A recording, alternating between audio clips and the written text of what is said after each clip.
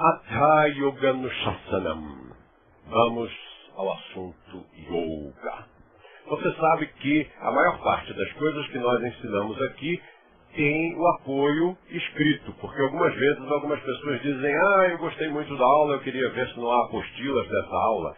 Nós temos isto gravado em vídeo, são 30 e tantos vídeos com o curso completo, como temos também o texto de muitas dessas aulas e que estão lá no nosso site, estão aí no nosso site. Então, vamos estudar hoje codificação. Na aula passada, quando traçamos esta linha de força, mencionamos a codificação, o termo codificação. E eu disse que oportunamente explicaria o que é uma codificação. Então, vamos começar.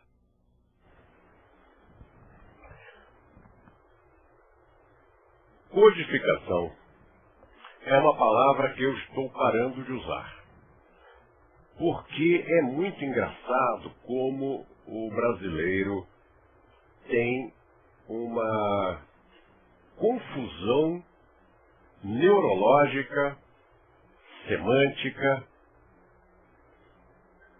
com relação a algumas palavras. Uma delas é codificação. Eu recebo uma quantidade de solicitações para entrevistas em uma porção de veículos e é muito frequente a pergunta: fale-nos sobre a decodificação que o senhor fez. Eu não fiz nenhuma decodificação. Eu fiz uma codificação. Então, como as pessoas não estão entendendo o que é, utilizemos um substituto, um termo substituto, que é sistematização.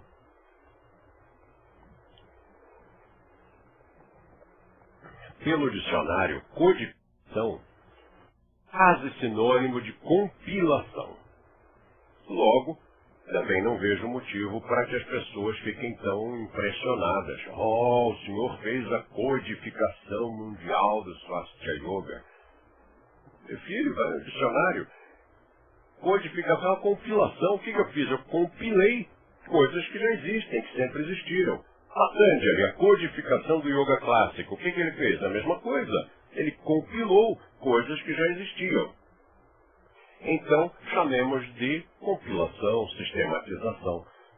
E o que é uma codificação ou sistematização? No caso, a do Swastika Yoga. Então, vou contar uma história que já está publicada em um dos meus livros, eu acredito que seja ou no Faça Yoga Antes que Você Precise, ou no Yoga Mitos e Verdades. Se eu publico, depois me esqueço em que livro foi. Imagine que você ganhou um armário de herança. Recebeu lá uma herança e quando chegou, o que era? Qual é a minha herança? Um armário.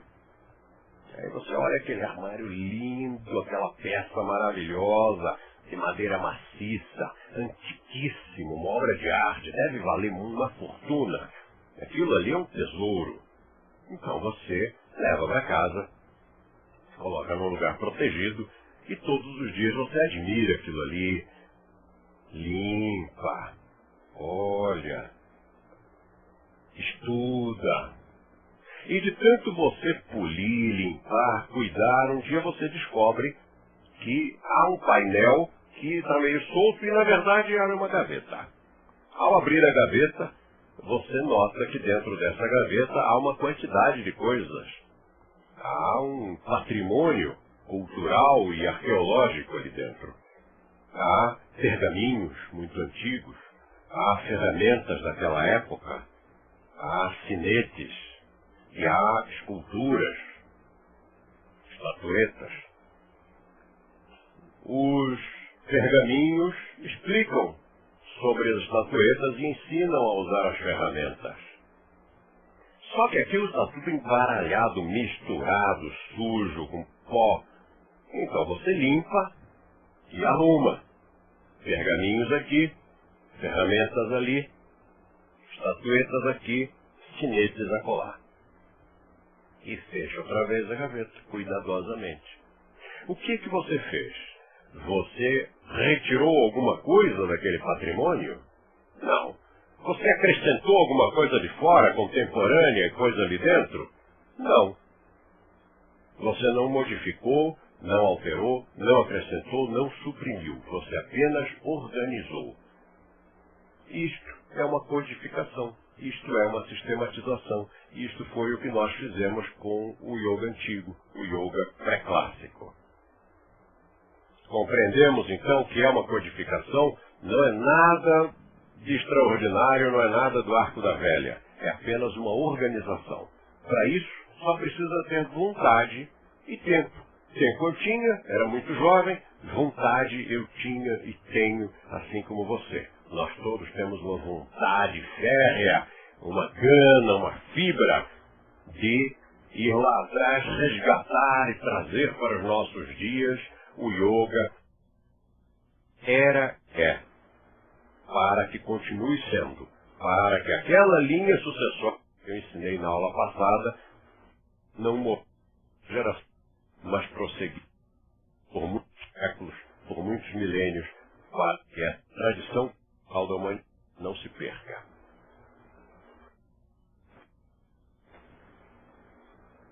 Nós sabemos que o yoga está extremamente contaminado, extremamente deturpado. Não é de hoje. Essa deturpação já começou há 1500 a.C. e continuou. Cada invasão de cada nova nação, novo povo, nova etnia, o yoga na própria Índia sofria adaptações em função dos choques políticos, étnicos, religiosos.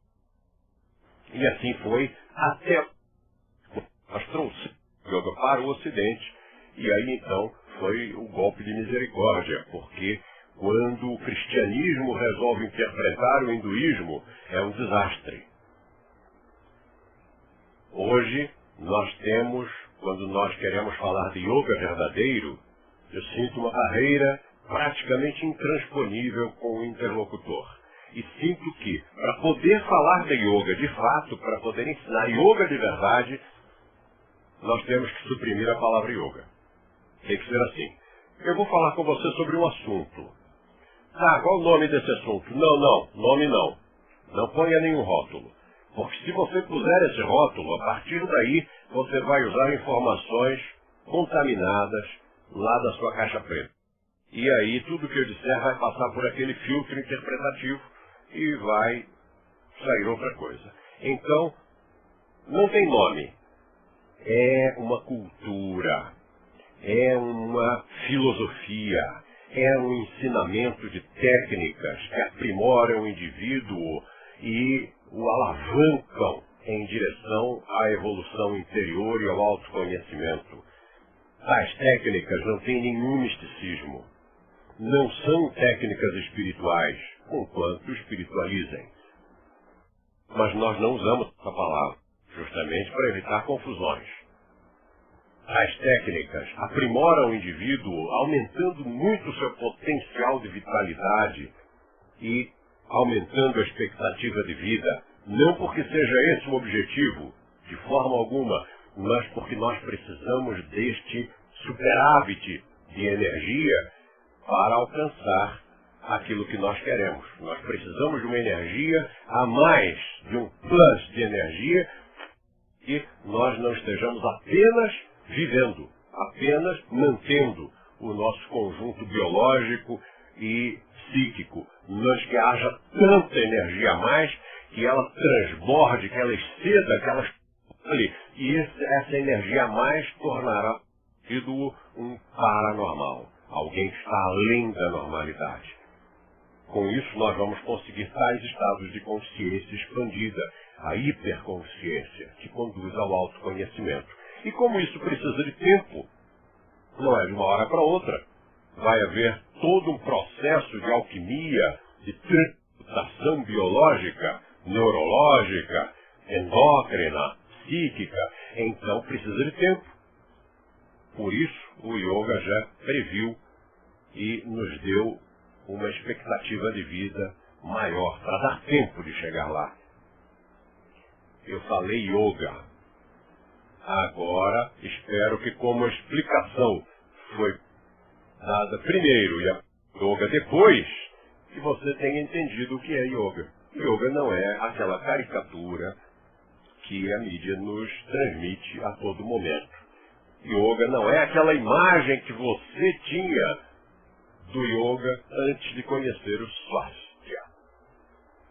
Por isso, Swastika é muito diferente de tudo aquilo que a gente conhecia com o nome de yoga ou yoga.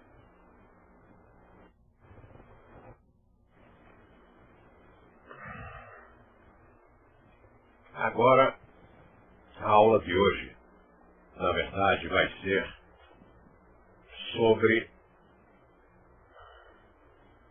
a relação mestre-discípulo na tradição oriental.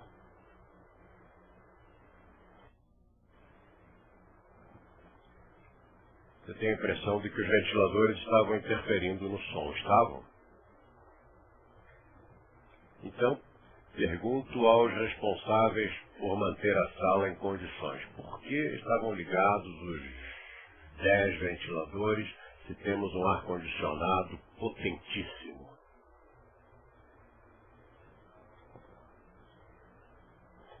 Sim, mas tem um responsável pela sala?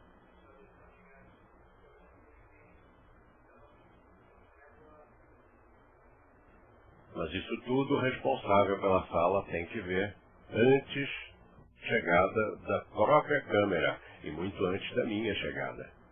Ainda tem 2 ventiladores aqui a toda velocidade.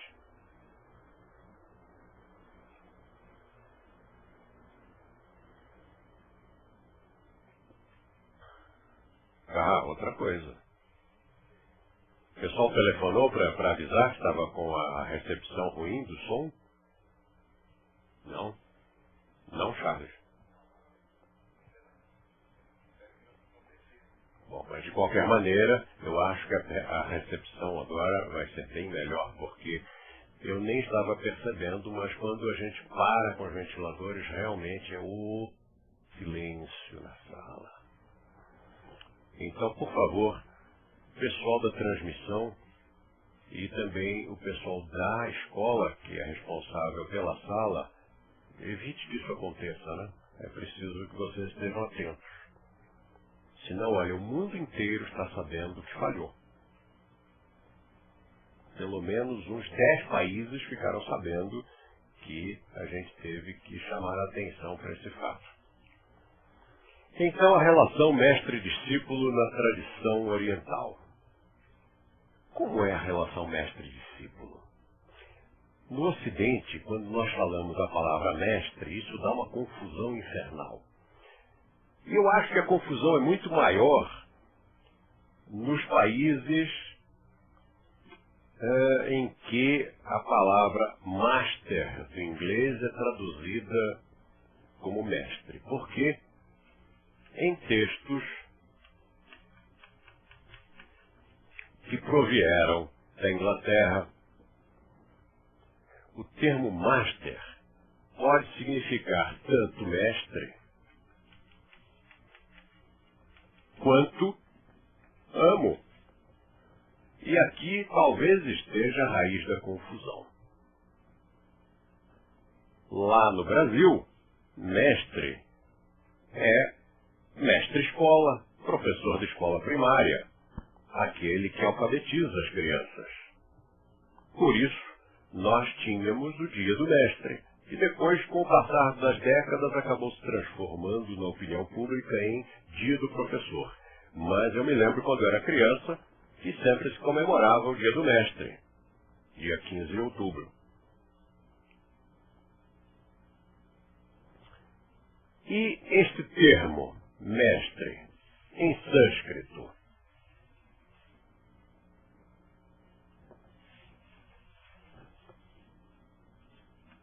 guru. Afinal, é guru ou é guru? Peguei você. aquele ali, ó, lá do Rio de Janeiro, ele falou guru. Guru é inglês, meu querido. Aqui é sânscrito, é guru. Eu acho engraçado às vezes quando eu converso com alguns colegas e eles dizem, meu guru, lá na Índia. Meu guru. O termo é guru. Há uma porção de palavras sânscritas que sofreram distorção pela presença do inglês na Índia. Por exemplo, o termo jai, que as pessoas estão pronunciando jay. Jay é nome de homem nos Estados Unidos. Aquele termo é jai mesmo. E guru. Guru significa aquele que dissipa as trevas. Gu quer dizer trevas, obscurantismo. Ru, aquele que dissipa. Guru, aquele que dissipa as trevas. O que significa realmente guru? Depende. Em sânscrito ou em línguas modernas, português, inglês, etc. Em português, inglês e outras línguas modernas, guru é um insulto. Depende de como se use. Você pode dizer, fulano é o guru do marketing. Ah, bom, aí é um elogio. Esse cara é um guru da moda. Ah, bom, aí é um elogio. Mas esse cara é um guru. Ah, só isso?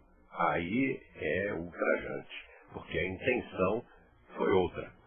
Mas afinal, o que é guru na Índia? Na Índia, o termo guru é simplesmente professor, instrutor de qualquer disciplina. Então, eu tive na Índia um professor de música. Era o meu guru de música. Eu tive um professor de sânscrito. Era o meu guru de sânscrito. Eu tive um instrutor de yoga. Era o meu guru de yoga. Se aqui no Ocidente me perguntarem, Berroso, então você é guru? Eu pulo para trás e me defendo. De forma alguma. O que é isso? Então você não me conhece? Mas na Índia, se me perguntarem, você é guru? Eu digo, sim, modestamente. E já aconteceu. Uma vez eu dei um curso na Índia e fiz lá, mandei imprimir os certificados. Que é importante que a pessoa faça um curso, tenha o seu certificado. E depois fui registrá-lo num cartório na própria Índia, porque eu já conheço o meu eleitorado, já conheço a terrinha. Então, quando algum dos que fizeram o curso comigo lá na Índia mostrasse o certificado, não faltaria alguém para dizer, mas esse certificado deve ter sido impresso lá em Madureira, lá no Tatuapé. Então, foi impresso na Índia com o endereço do local que imprimiu e foi registrado com o selo carimbo estampilha nos cartórios da Índia. E era uma fila imensa. Fila indiana. Você conhece fila indiana? Não conhece, não. Fila indiana foi mal traduzido.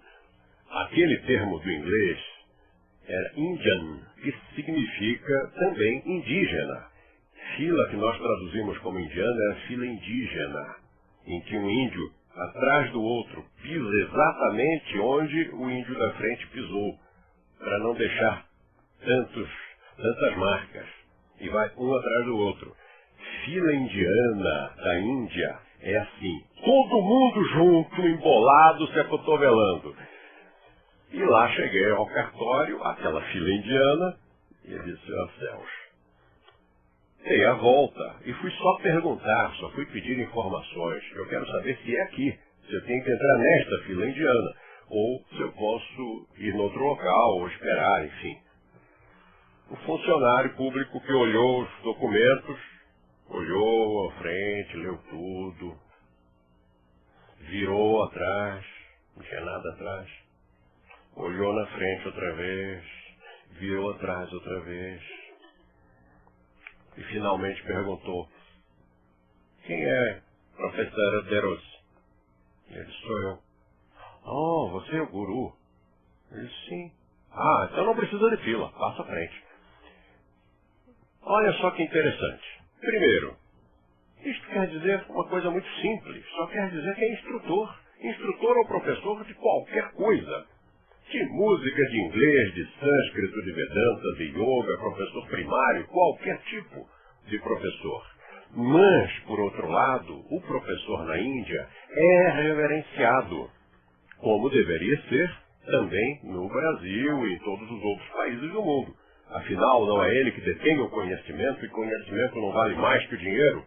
Não é ele que vai ensinar as pessoas, não é ele que vai transmitir know-how, não é ele que vai formar a cultura de um país, não é ele que vai pegar a juventude e transformar em líderes. Mas aqui o professor ganha mal. Além do mais, é mal preparado. Então, se você quer ganhar mais, se você é professor e quer respeito, em primeiro lugar, estude. Tenha o conhecimento para depois poder vender esse conhecimento pelo preço que ele vale. Mas, na Índia, a Índia sempre respeitou muito a casta dos professores, que é a casta mais alta. É a primeira casta. Então, sendo professor, passa à frente da fila. E essa reverência que os professores recebem lá, aqui no Ocidente não foi bem compreendida. Então, o que as pessoas acharam? Guru é uma pessoa que todo mundo cultua, que todo mundo reverencia e faz salalareques para ele, porque ele é guru. Guru deve ser o quê? Um guia espiritual. Ou um vigarista que se faz passar por guia espiritual. Mas, na verdade, aquela reverência toda que os ocidentais viram na Índia, os alunos prestarem aos seus professores de qualquer disciplina, ou que, pior ainda, presenciaram, testemunharam nos Estados Unidos, na Inglaterra, no Brasil, em outros lugares, e que chocou muito mais até porque estava fora do seu local de origem. Então as pessoas levaram verdadeiros choques ao ver os alunos prestarem tanta reverência aos professores. E daí o termo guru aqui no Ocidente começou a ser distorcido. Portanto, você na Índia é guru. No Ocidente você não é, não. Aqui você é instrutor. Eu me lembro que na década de 60 assisti a um filme intitulado O Guru. E como eu estava há pouquíssimo tempo lecionando yoga, lá corri para o cinema para assistir o filme O Guru. Eu queria ver as coisas do yoga no cinema. E naquela década ainda não estava, né? Estava começando ainda o yoga a aparecer. O yoga ainda era uma coisa meio esquisita. Ainda era alguma coisa que os outros lá fora não sabiam o que era. Hoje qualquer pessoa que diga que não sabe o que é yoga, ela diz isso como se desculpando, dizendo, não, eu que sou desinformado, não é por nada, é que eu que não sei, eu devia saber. Mas naquela época não, as pessoas não sabiam e pronto, né? E aí corri para o cinema para ver o filme O Guru. Quando cheguei lá, santa decepção. O filme era sobre um professor de música indiano. Mas tudo bem, assisti o filme era interessante. Mas era o guru de música, o professor de música. Bom, limpamos um pouquinho a imagem do significado da palavra guru, então vamos avançar. Um dia eu fui a um congresso de yoga num país aqui na América Latina. E compareceu o mestre Satyananda. Ele mesmo, Satyananda, discípulo de Shivananda. Satyananda, que tem a escola de Bihar. E quando Satyananda passava, as pessoas se atiravam, literalmente, aos seus pés. E eu não estava habituado àquilo. Eu só iria à Índia naquele ano, que foi em 75, e achava muito estranho. Eu dizia, mas como é que ele permite isso? Fiquei com uma imagem péssima daquele professor. Quando cheguei na Índia e vi que era assim, que era boas maneiras. Depois fui praticar Aikido. Tem nada a ver com Índia, nada a ver com yoga. É uma luta. E no Aikido era assim também. E era assim aqui no Brasil. Então, me ocorreu mais um sonho. Eu tenho uma porção de sonhos. Eu me lembro muito de um colega que eu vou encontrar lá do outro lado, Martin Luther King, que também tinha um sonho. Mas esse sonho especificamente é o sonho de que um dia, quando as pessoas chegarem às nossas escolas para praticar yoga, nós vamos dizer: para você se inscrever aqui, primeiro você vai fazer Aikido. Vai ficar pelo menos um mês lá no Aikido, que é para você ser educado, para você aprender o que é hierarquia, para você aprender o que é relação mestre-discípulo, para você aprender o que é puja. E para não colocar imagens místicas, ou distorcidas ou preconceituosas, em cima desses conceitos todos. Porque no Aikido como é? A gente chega lá no dojo, se entrar de sapato no dojo, tomas uma surra, e é claro que o professor não está ali dando essa surra com raiva. Ele diz: vem cá, meu querido. E pumba, e pumba, e pumba, e depois... O que foi? Você perdeu os sapatinhos? Caíram os seus sapatos? Para aprender que aquilo ali, dojo, é local sagrado, é local a ser respeitado, não é local que se pise com sapato. Mas, às vezes, nas salas de aula de yoga, quando a gente diz que tem que entrar sem sapato, o leigo diz assim: por quê? Ah, por quê? Vai fazer Aikido. Eu quero ver você perguntar por quê. No Aikido, no Karatê, no Judô, no Jiu-Jitsu, vai perguntar por quê. Não ocorre a ninguém perguntar por que não se entra de sapato no local sagrado de uma arte marcial. Então, como é que perguntam por quê? Aquela perguntinha azeda. Por que perguntam por quê no caso de uma sala de aula de yoga? Ainda mais que é um local onde você vai colocar o rosto no chão.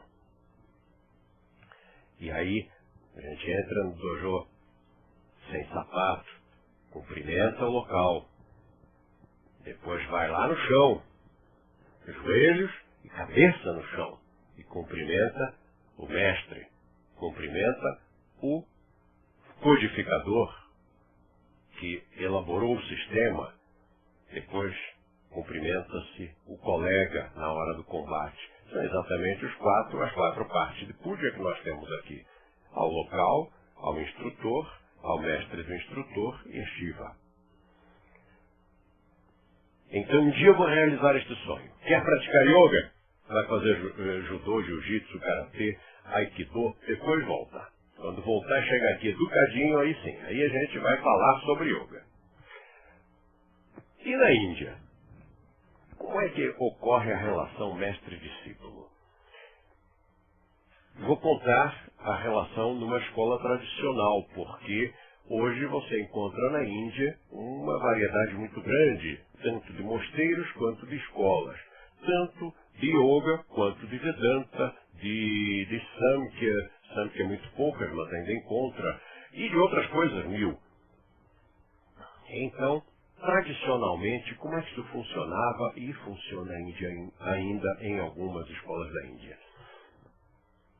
Chega o discípulo e quer entrar para aquela escola, quer se tornar, ele ainda não é, ele é um candidato, ele quer se tornar discípulo. Então, ele vai lá e pede ao mestre: eu quero praticar yoga, eu quero ser seu discípulo. E o mestre indiano, que não é nada doce como a gente, na nossa fantasia, imagina, olha bem lá de cima da sua autoridade e diz: por quê? O que lhe leva a crer que você pode ser discípulo, meu discípulo, ou que é digno de praticar yoga? E aí o candidato, meio sem graça assim, ele vai lá e fala o que ele já leu, o que ele já fez e tal, tenta ganhar a confiança daquele mestre. E, no sistema tradicional, invariavelmente o mestre diz: não, vai embora, não serve. Faz parte, é a didática hindu. E aí, o menino, geralmente jovem, né? O menino vai lá para fora, senta-se à porta da escola e fica lá, plantado, chova ou faça sol. E o mestre entra, e o mestre sai, e o menino só cumprimenta. E o mestre nem quase passa por cima dele. Até que num dado momento, ele diz: escuta aqui, você não é aquele guri que veio aqui reivindicar uma vaga para ser discípulo? Sou, mestre, sou. Então, tá aí na chuva, tá aí sem comer, sem beber, no sol, como é isso? Você não vai embora, não? Então tá, entra. Aí chama um outro discípulo mais antigo e diz: olha, esse menino aqui vai começar agora a praticar yoga conosco, então você leve-o lá para dentro, mostre tudo como é que funciona e seja o mentor dele. Esta provavelmente foi a última vez que o discípulo, ou futuro discípulo, viu o mestre, ou falou com ele. Talvez o veja agora à distância. A partir daí, é aquele outro discípulo, o mentor, que vai orientá-lo lá dentro. Então, esse outro discípulo, já mais acessível, porque não é um mestrão ainda, diz assim: então vem cá, vou te mostrar. Olha, este aqui é o local onde você vai dormir, na sua cela. E onde é que está a cama? Cama? Que isso? Estou pensando que você veio para um hotel? Você vai dormir nesse chão aqui, ó. E acordar 4 da manhã. Às 4h30 esteja na cozinha. Você vai descascar a batata, preparar a comida, cozinhar. Depois, às 5 horas, vão chegar os outros praticantes, ou monges, se for um mosteiro. Aí você vai servir a comida, eles vão comer, tomaram de jejum, eles vão embora, você vai recolher isso tudo, vai lavar tudo, lavar panelas, e vai, então, ter um período de folga. Nessa folga, você vai varrer o pátio. Depois, terminando de varrer o pátio, corra para a cozinha que está na hora de fazer o almoço. Descasque batata, prepare a comida, cozinhe, tempere, sirva, aí está na hora, vem todo mundo, almoça, vai todo mundo embora, você recolhe aquilo tudo, lava tudo, limpa, deixa a cozinha um brinco, e aí use a sua folga para ir fazer a limpeza nas salas de prática. Terminado isso, vai preparar o jantar, e mesma coisa. Depois já é hora de correr para a sua cela, porque está quase na hora do recolhimento. O toque de recolher é às 9 horas, a partir daí nenhuma luz acesa e nenhuma palavra. E o garoto cumpre tudo com o maior entusiasmo. Foi aceito, está super entusiasmado. Só que, dali a alguns meses, este ou aquele começa a se sentir meio desconfortável. E aí sempre tem um que vai reclamar. Escuta aqui, o Swami, eu vim aqui para aprender yoga. Eu só estou trabalhando. Eu só limpo o chão, eu só faço comida, lavo panela. E o yoga? E o Swami vira para ele e diz: você não fez nada de yoga até hoje aqui? Não, Swami, não fiz. Então pode ir embora. Você não entendeu nada. E aí não adianta tentar voltar atrás. Não, desculpe, não quis reclamar. Não. Rua. Esse está queimado. Vai começar tudo do zero outra vez, noutra escola, noutro mosteiro. Mas se ele não reclamou de nada, passados alguns meses, o mestre cruza com ele eventualmente, ele lá varrendo o chão, o pátio, né, limpando o pátio, a sua hora de lazer. O mestre cruza com ele e diz: você não é aquele menino que veio me chatear aqui que queria fazer yoga? É, mestre, sou. E como é que está o yoga? Está gostando de tudo aqui dentro? Ele diz: mestre, estou adorando. Olha só, eu fico aqui fazendo esse trabalho aqui, ó, muito concentrado, fazendo dharana. Eu acho que se eu continuar fazendo isto e continuar me concentrando desse jeito, na forma correta, perfeita de varrer e de limpar, eu sou capaz de um dia conseguir entrar em dhyana, meditação. E o mestre diz: então tá bem. Então você já está pronto para a segunda etapa, porque esta primeira etapa chama-se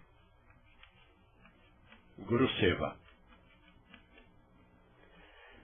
Seva significa serviço e é a primeira etapa do discipulado. Quem faz o Guru Seva é o... Como se pronuncia isto? Não é Guru Sevin, é Guru Sevin. Assim como Yoga, Yogin. Seva, Sevin. E o feminino? Sevini. Yoga, Yogin, Yogini. Seva, Sevin, Sevini. Então, aquela etapa do discipulado é serviço. Que na verdade é o quê? Karma Yoga.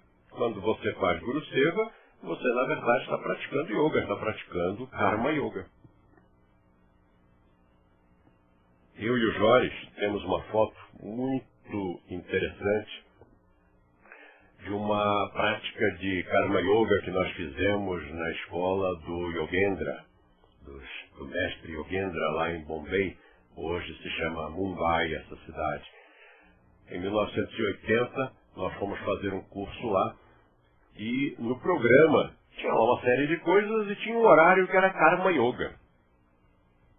E na nossa escola, aqui no Brasil, nós chamávamos de Karma Yoga, meio que na brincadeira, a prática de carimbar papéis, ou dobrá-los, ou colocá-los nos envelopes, ou ir ao correio, ou ir ao banco, ou lavar chão, enfim, a gente brincava chamando de Karma Yoga. Mas o que seria realmente uma aula, uma prática de Karma Yoga na Índia, no Yoga Institute de Bombay? E ficamos naquela expectativa até que chegou o dia. Então o instrutor aproximou-se de nós, eu, Joris, a Rô de Castro, a mãe da Chandra e outros que foram naquela viagem, e deu a cada um de nós uma corda, um nó de corda. Era uma corda grossa com um nó, pedacinho. Era só um nó. Entregou uma corda, assim, um nó de corda para cada um, apontou para uma parede negra, sujíssima, e disse: podem limpar. Lá fomos nós, eu, Joris, Rô, mãe da Chandra e os outros lá, tirando aquele pó milenar. Aquilo devia estar lá 5.000 anos, desde Patanjali, ali aquele pó negro devia estar ali porque era difícil de sair, e nós raspávamos aquilo com a corda, e terminou o horário. Nós estávamos vestidos com curta pijama, que é uma roupa indiana branca. Então, a essa altura, nós estávamos pretos já. Cabelo, rosto, mãos, unhas, nossas roupas, tudo preto. E aí chegou o instrutor e disse: pronto, terminou.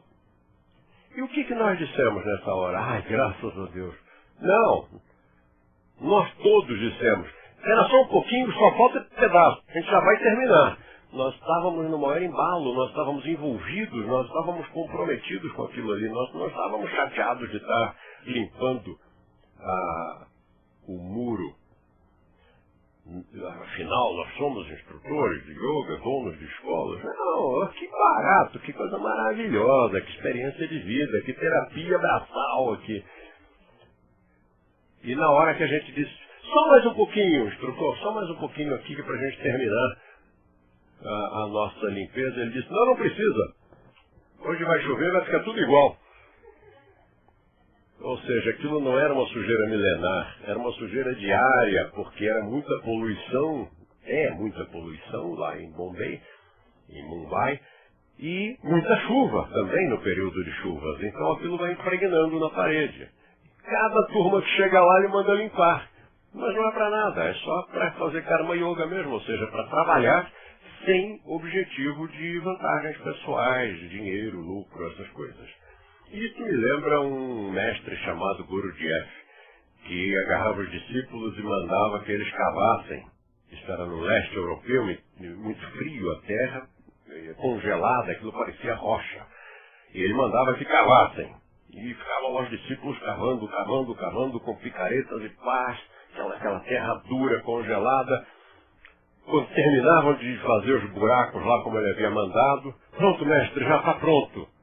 Então, cobre outra vez, tapa de areia, de terra outra vez, lá vai botar até para lá para dentro do buraco. Não era para nada. O buraco não era para nada, era apenas treinamento de Karma Yoga. E aí você vai pensar, será que isso não é abuso de autoridade, não é apenas arrogância? Isto é treinamento da vontade. É fazer uma coisa desinteressada, sem ter um objetivo de lucros pessoais. Nem mesmo de reconhecimento ou agradecimento. E na década de 70 nós usávamos uma prática que não era de fazer buraco e tapar buraco, mas que era um exercício de subir a escada da Penha, da Igreja da Penha, no Rio de Janeiro, de joelhos. Mas nenhum de nós era religioso e a gente não fez nenhuma promessa. Subiam aqueles religiosos todos sofrendo muito, eram 365 degraus, era muito grande, era muito alto, e todo mundo rezando e subindo e sofrendo, e os joelhos sangrando, e o nosso pessoal subindo de joelhos na maior, conversando, batendo papo, dando risada, e chegava lá em cima, olhava o joelho inteiraço. Nossos joelhos não se feriam. Só uma vez que um colega nosso, espertinho, resolveu colocar uma proteção por baixo da calça e colocou lá uma joelheira cheia de algodão. Quando chegou lá em cima, o joelho dele estava estraçalhado. Mas os outros que foram sem nada, inclusive a Helene Lobato de saia, tocando com o joelho direto na rocha, direto nos degraus de pedra, ninguém se machucava, ninguém ralava o joelho. E muita gente em volta, aquelas pessoas sofridas e tal, qual foi a sua promessa, meu filho? Foi alguma coisa muito grave? E a gente dizia, não tinha promessa nenhuma, não. Mas por que vocês fizeram isso? Não, assim. Só por educação da vontade, só porque a gente se determinou. Nós vamos fazer. E fizemos.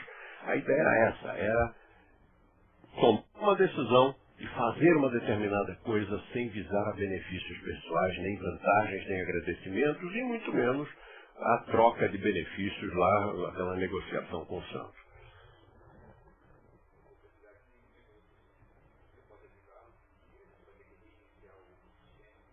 Então, já caiu?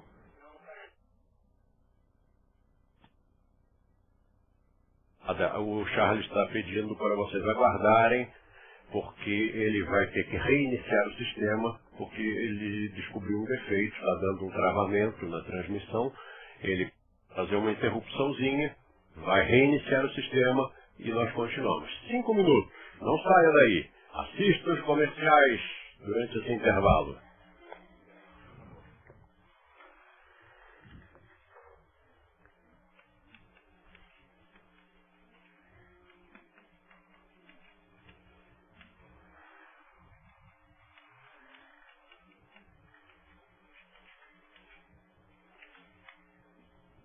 São as 3 etapas. Guruseva, Paramparai e Kripa.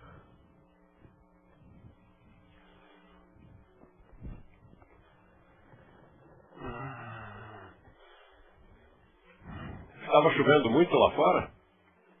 É?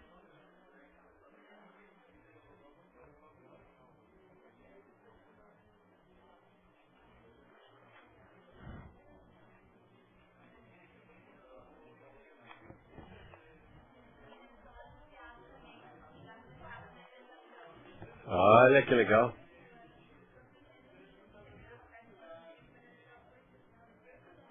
Que legal.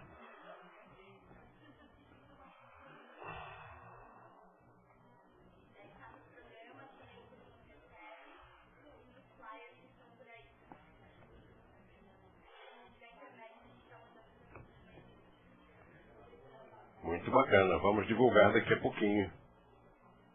Olha a Thaís, que bonitinha. É esse aqui, a Thaís? Não. Ah, vocês têm que ir lá. Teatro União Cultural. Bom, daqui a pouco a gente divulga mais, assim, para todo mundo, porque agora já deve ter desligado.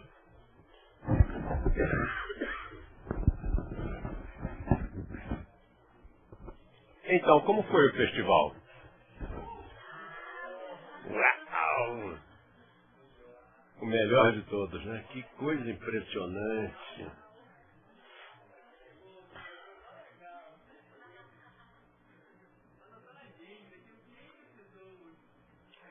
É impressionante porque eu praticamente só trabalhei nesse festival, né? Eu fui a 3 reuniões, cada dia uma reunião, reunião de presidentes de federação, reunião de diretores, reunião de instrutores. E todos os dias tive uma fala de 2 horas mais ou menos, sendo que alguns dias, ainda tive, num dos dias um curso, no outro dia o Sat Chakra, e também dormi bastante, né, para descansar, porque a saúde está precisando aí de um implemento. E foi maravilhoso. Quer dizer, eu praticamente não participei de tudo, não participei de nada do que vocês participaram, inclusive das festinhas, o que me deixou muito chateado, diga-se de passagem. E o fato é que, embora eu estivesse só nessa função, eu achei incrível, maravilhoso esse festival. Muito instrutor, as pessoas mais lindas e mais de boa cabeça e educadas, sabe? Olha, foi fantástico, eu gostei muito do público, muito do público. Vocês estão de parabéns, porque eles são os seus alunos e os que são instrutores e que foram são seus monitorados. Então, meus parabéns. Realmente, eu acho que agora nós conseguimos. As pessoas entenderam, 95% dos instrutores entenderam o que são os filtros. 5% ainda não entenderam. Tinha 2 malucos lá. Absolutamente fora de perfil.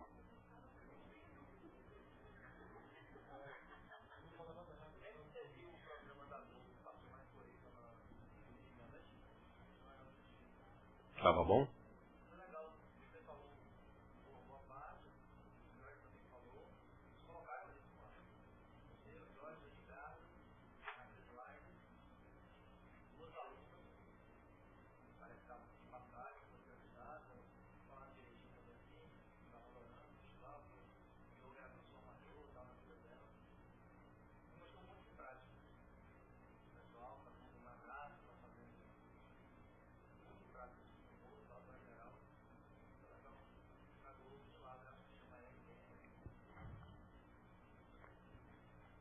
Várias pessoas disseram que viram, que estava muito legal, mas eu não vi.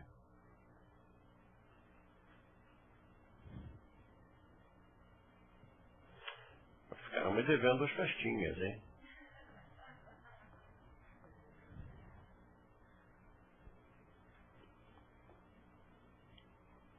Senão eu fico velho e apodreço. Sabe quando a gente mofa?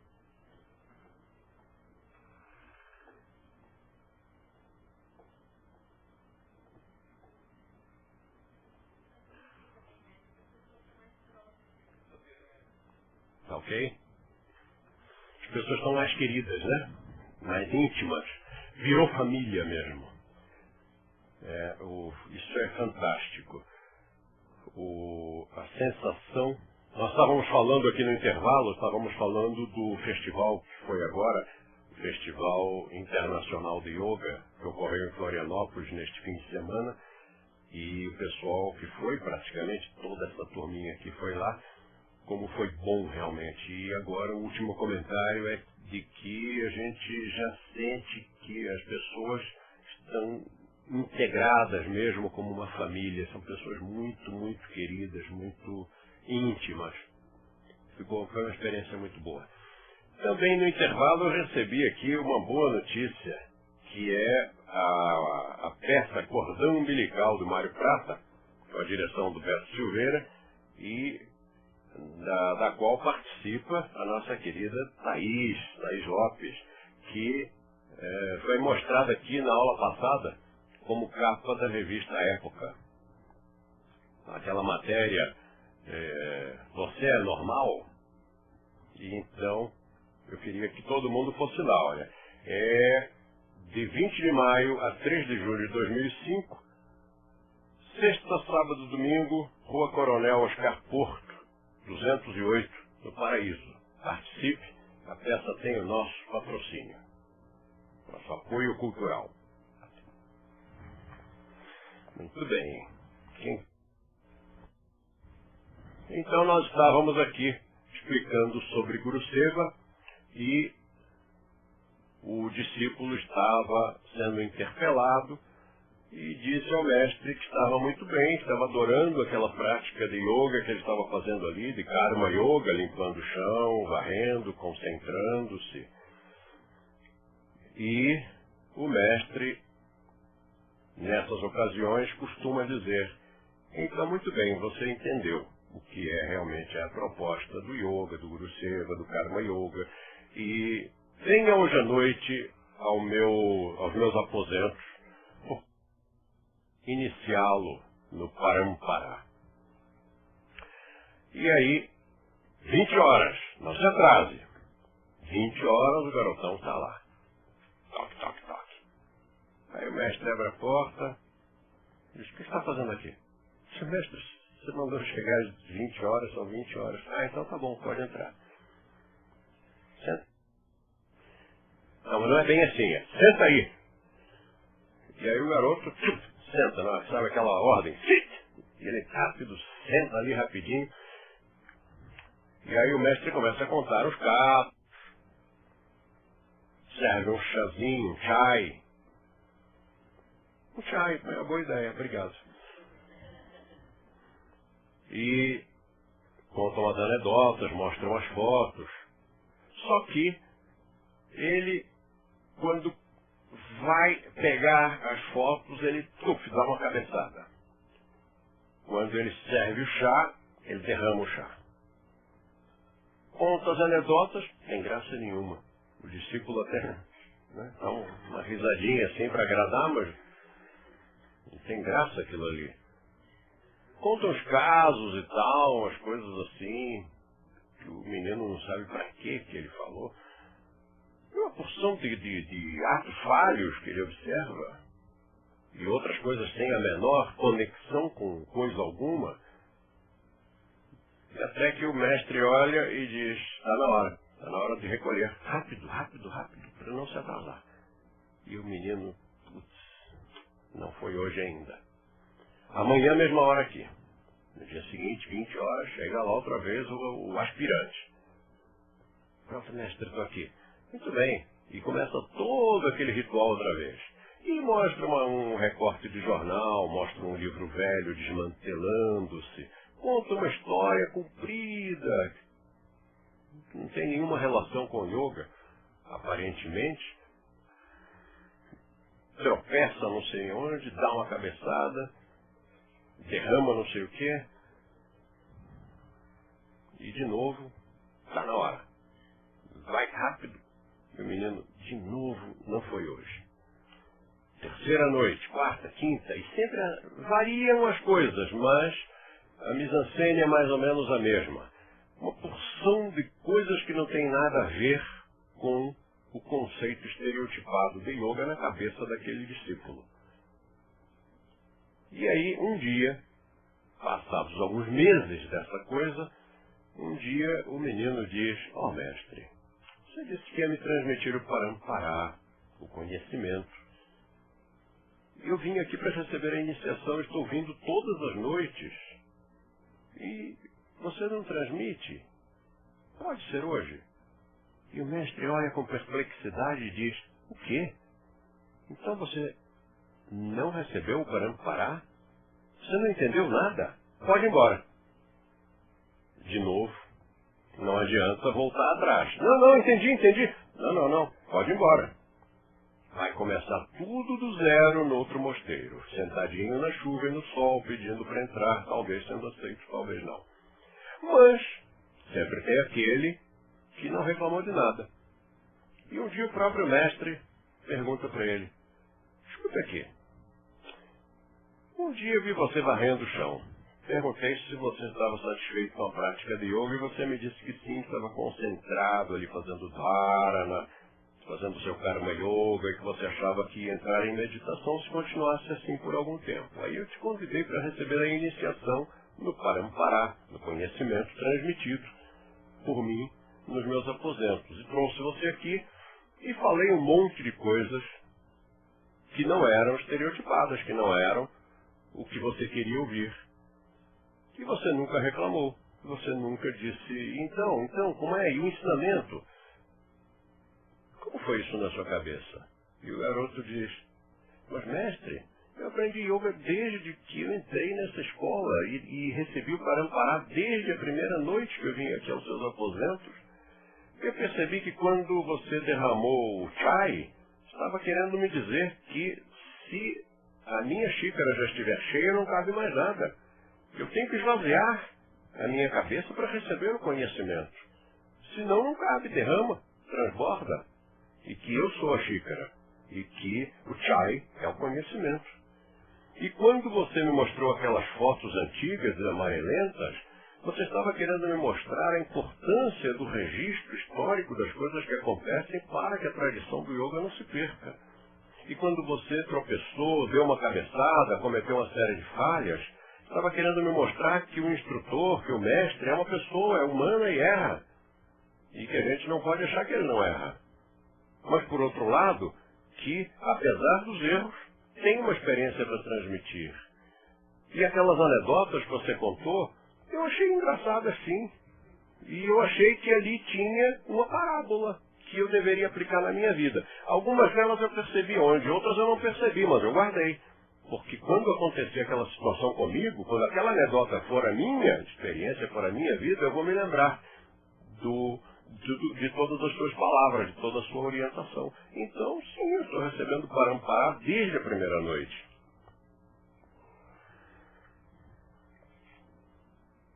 Então, vencida esta etapa, se o discípulo percebeu, assimilou, teve mais do que o carinho de estar ali com o seu mestre, mas também conseguiu aproveitar e assimilar alguma coisa, então agora vou te dar o Kripa.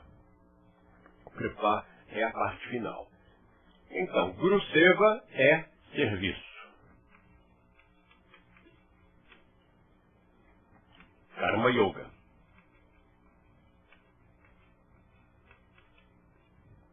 O Parampara é o conhecimento.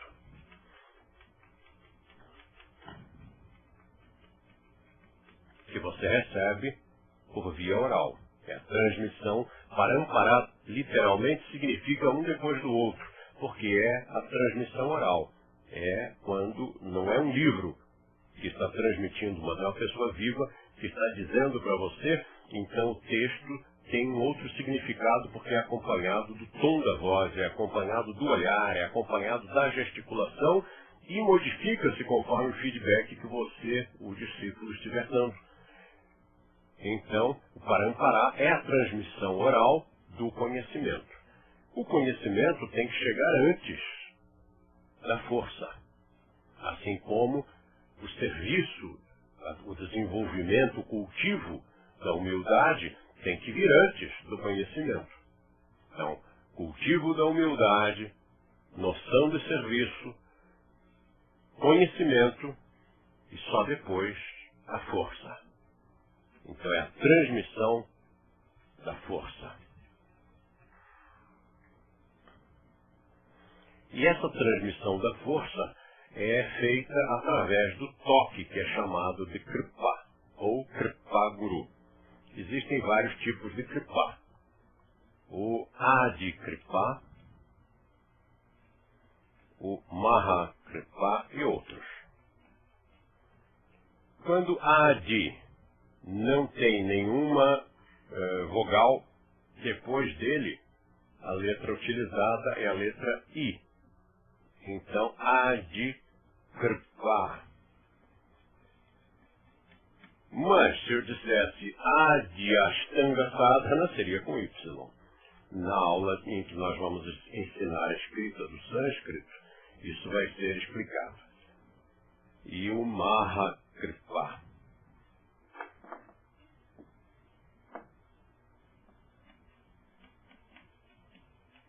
Kripa, esta palavra significa favor.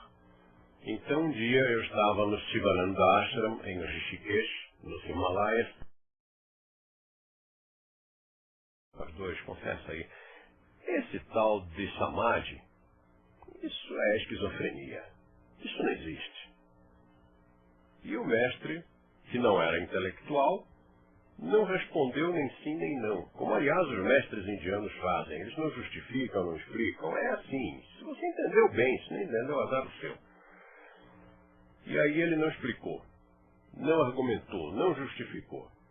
Virou-se para o discípulo, Vivekananda, e deu-lhe um coice. Deu-lhe um chute, que Vivekananda caiu sentado no chão. Caiu sentado e já em Samadhi.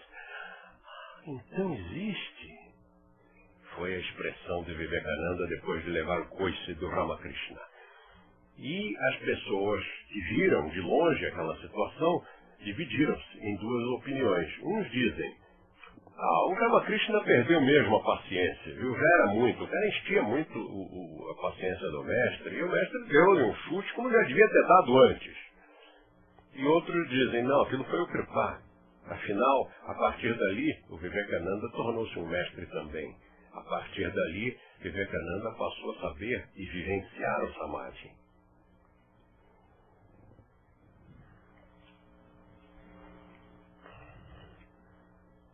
O Kripa tem uma outra historinha indiana. Um discípulo chega e diz, mestre, não consigo meditar. E o mestre não diz A nem B. Dá-lhe um soco na cara e ele começa a meditar. Ora, será que... E o Zen utilizou muito essa historinha, que é de origem indiana, porque o Zen tem umas respostas lógicas. Então ela é perfeita para exemplificar uma reação de um mestre Zen. Mas a origem está lá no yoga. E tem uma razão de ser, porque esse toque desse último aqui, que deu-lhe um soco na cara, na verdade não foi um soco na cara, foi uma percussão no Agnya Chakra. Não queria meditar? Mestre indiano não diz, olha, então já que você quer meditar, nós temos um chakra que é o órgão que produz a meditação e que, se percutido com a intensidade exata, é estimulado e produz então o resultado que é o estado intuicional ou meditação. Você me permite dar-lhe um soquinho no Agnya Chakra? Você percebe que é muita perda de tempo, né? Então, o mestre não diz nem A nem B. Soca-lhe o Agnya Chakra. Aqui nós não fazemos isso, né? Mas nós ensinamos a pessoa a fazer não uma percussão, porque tem que ser com a intensidade exata, porque menos não produz efeito, mais destrói o chakra, ou seja, mata a pessoa. Então, a gente aconselha fazer várias percussõezinhas assim, porque o efeito é o mesmo, de uma percussão muito forte, ou seja, com a intenção certa, bem forte, ou uma porção de percussões fracas, a curtos intervalos, dentro de um ritmo, e fazendo isso várias vezes, quer dizer, fazendo isso vários dias. Então vai estimular da mesma forma. Nós preferimos usar esse outro toque. É o seu próprio, não é o Kripa, não é o toque do mestre, mas também funciona nesse sentido da estimulação do Agnya Chakra. Este Kripa aqui é o toque pelo qual o mestre vai lhe passar uma força. Adi Kripa, ou o primeiro Kripa, o Kripa fundamental, primordial, é uma espécie, vamos fazer uma comparação com uma coisa que a gente já conheça. Você se lembra que antigamente, bem antigamente, os filhos pediam bênção aos pais? E quando iam sair para o colégio, ou para o trabalho, ou para uma viagem, dizia, benção pai. E o pai dizia, benção, Deus te abençoe meu filho. Essas coisas. É mais ou menos isso. O Adi Kripa é renovável. É como se fosse aquela, benção pai. E sempre se dá. E sempre é renovável, porque Adi é pequeno, é primordial. E tem o grande, Maha Kripa, E esse é uma espécie de um ritualzinho, um dia especial, uma solenidade em que se reúnem os discípulos. Pode ser um só, pode ser uma porção, e aí lê-se um texto muito bonito e é feita a imposição de mãos, transmitindo o Maha Kripa, que é aquele que transmite a força, a chama sagrada que vem desde os antigos e que confere a esse que está recebendo o direito, a autoridade, o poder de, por sua vez, formar outros instrutores e um dia transmitir o Kripa. Então essas são as 3 etapas da relação mestre-discípulo. 3 fases formais: Seva, Parampara e Kripa. Mas tem muito mais coisas. Se você consultar o livro Faça Yoga Antes que Você Precise, o nosso livro Swastika Yoga Shastra, você vai ver no capítulo Relação Mestre e Discípulo que tem uma porção de outras coisas ali, inclusive textos clássicos, escrituras hindus, que se referem a esse tema, dando até as qualidades que o mestre tem que ter para ser mestre, as qualidades que o discípulo tem que ter para ser discípulo, e quem não pode ser aceito como discípulo. Isso é ipsis literis, conforme consta nos textos antigos. Então, este foi o nosso assunto de hoje. Foi codificação, o que é uma codificação, uma sistematização, e depois a relação mestre-discípulo com essas 3 etapas do discipulado.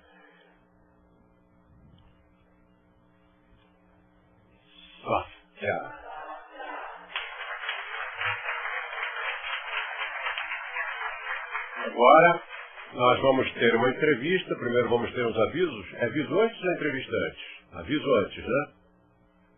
Então, vamos ter os avisos, depois vamos ter as entrevistas, depois vamos ter a reunião. A reunião não é transmitida, a reunião é só para as pessoas que estão aqui presentes. Mas os avisos e a entrevista vocês vão assistir.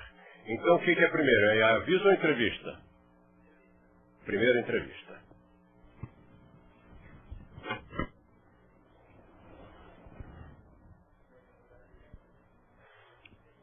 Não devia, viu? Devia ser primeiro aviso.